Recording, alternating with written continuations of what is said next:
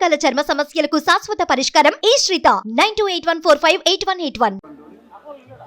లక్షలాది మంది భక్తులు అరుణాచలేశ్వరుడి దర్శనానికి వస్తున్నారు. ఈ నేపథ్యంలో దేశ విదేశాల నుంచి కూడా వచ్చి ఇక్కడ స్వామిని దర్శించుకునేందుకు చాలా మంది ఎంతో ఉత్సాహం చూపిస్తారు. ప్రత్యేకించి శివరాత్రి రోజున దర్శనం చేసుకుంటే మరింత పుణ్యం అనేది కూడా వాళ్ళ భావన. ప్రస్తుతం మనతో పాటు ఒక భక్తులు ఉన్నారు. వారు కాలిఫోర్నియా నుంచి వచ్చారు.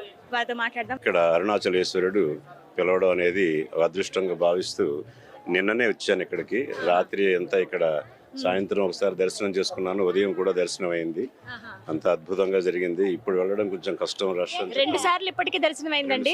ఎంతటి అదృష్టవంతులు సార్. నిన్న సాయంత్రం అలాగే ఈ రోజు ఉదయం లక్షార్చన అభిషేకం అర్చనలో కూడా పాల్గొనడం జరిగింది. తెల్లవారుజామున 5 గంటలకి.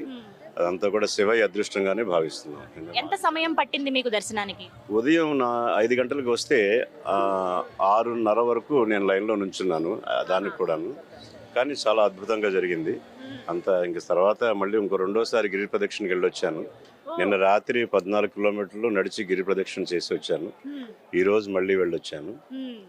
సో మళ్ళీ ఇక్కడికి రావడం అంత శివ సంకల్పం ఉంటేనే కానీ జరగదు కదా అనేటువంటి భావనతో 2 సార్లు గిరి ప్రదక్షిణ, 2 సార్లు స్వామివారి దర్శనం చేసుకోవడం జరిగింది.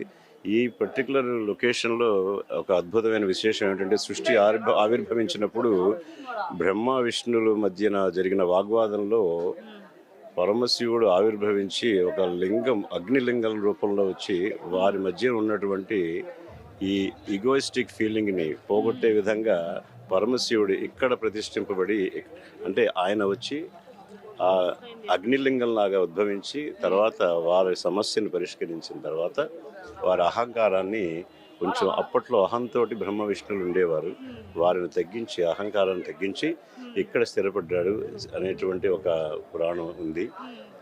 ఇవన్నీ చదువుతూ ఒకసారి ఇక్కడికి రావాలనిపించి కాలిఫోర్నియా నుంచి వచ్చాను. Next week బయలుదేరిపోతున్నాను.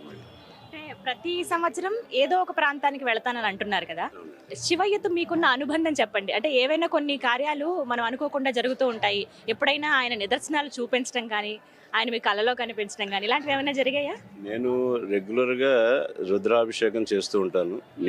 నిత్య పూజ ఉంది. అలాగే ప్రతి శివరాత్రికి సహస్రలింగార్చన, అనగా సహస్రలింగాలు, మృత్తికా లింగాలు చేసి ప్రతి సంవత్సరం ఒకసారైనా సరే కార్తీక మాసంలో కానీ, శివరాత్రి సమయంలో కానీ చేయడం కానీ చేయించడం కానీ కూడా చేస్తూ ఉంటాను.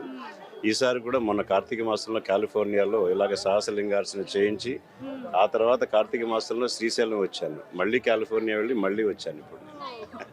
సో దాన్ని బట్టి ఏమిటంటే, శివయ్య ఎక్కడ కావాలంటే అక్కడికి ఆయన పిలుచుకుంటాడు. ఆయన అనుగ్రహం మనకి ఎప్పుడు ఉంటుంది, కేవలం నమ్మకం మీదనే అంతా ఉంటుంది అనేటువంటి అభిప్రాయం.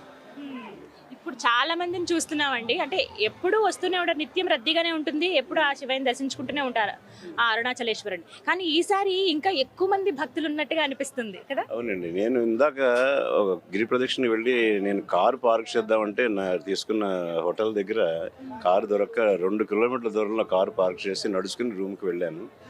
ఇంత క్రౌడ్ నేను మార్నింగ్ చూడలేదు. మధ్యాహ్నం వేసరికి బాగా వచ్చారు. ఇంతమంది జనాలు ఇప్పుడు కూడా చూస్తున్నాను. ఇంక ఇప్పుడు దర్శనానికి చాలా సమయం పడుతుందని వింటున్నాను. 8 గంటలు వెయిట్ టైం ఉందని విన్నాను. అందుకని నేను బయట నుంచి ఇంక దండం పెట్టుకుని రేపు మార్నింగ్ ఫ్లైట్ రిటర్న్ అది. కానీ అదృష్టవంతులే, ఇప్పటికే 2 సార్లు దర్శనం అయిపోయింది. చివరిగా ఏం చెప్పాలనుకుంటున్నారు? శివుని అనుగ్రహం ఉంటే ఎప్పుడైనా ఆయన ఎక్కడికైనా పిలుచుకుని వస్తాడు. ఆ నమ్మకంతో మనం భక్తులందరం కూడా ఎప్పుడు ఉండాలి. శివాశీస్సులు అందరికీ ఉంటాయి.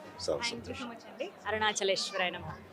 చూసారుగా, నిజంగా చాలా సంతోషం అనిపించింది. ఒకసారి రావడమే ఎంతో పుణ్యం. అది ఎప్పుడో మనం ఎంతో పుణ్యం, ఏదో జన్మలో కొంచెం పుణ్యం చేసుకుంటే అదృష్టం ఇస్తారని అంటారు. అలాంటిది గురుగారు 2 సార్లు దర్శనం చేసుకున్నారట. అంతేకాదు ఇప్పుడు కూడా సమయం అండి దగ్గర 8 గంటల వరకు పడుతుంది దర్శనానికి.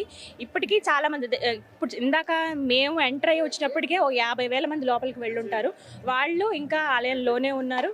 నాకు తెలిసి దగ్గర 6-7 గంటలు పడుతుందంటే తెల్లవారుజామున అయిపోతుంది. 2-3 అయినా కూడా ఆశ్చర్యం లేదు. కానీ లింగోద్భవ సమయానికి వాళ్ళు చక్కగా ఆలయం లోపలే ఉంటారనమాట.